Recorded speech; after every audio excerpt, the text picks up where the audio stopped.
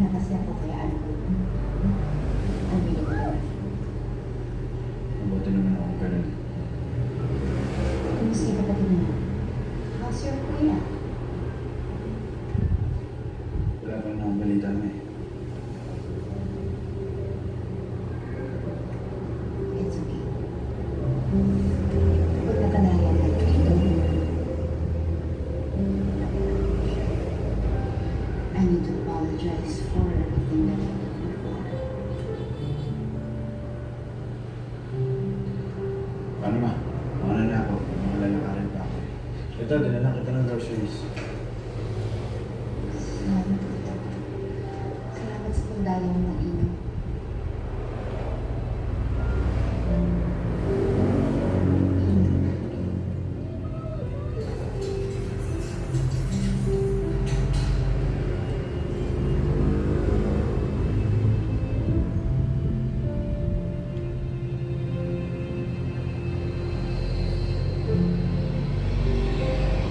Lagi mo ako talawan, ha?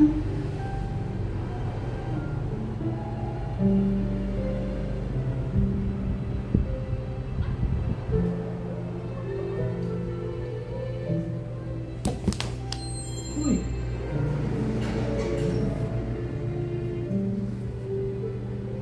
Si Daniel, nandun siya sa San Narciso. Babalikan ko siya doon. Kailangan ko siya makausap.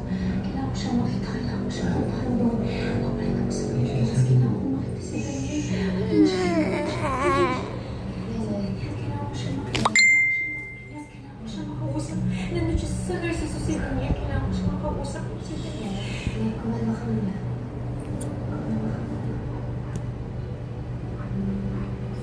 Mukhang kailangan mo ibulag ang pumunta ng Pilipinas para kay Aling Lalisa.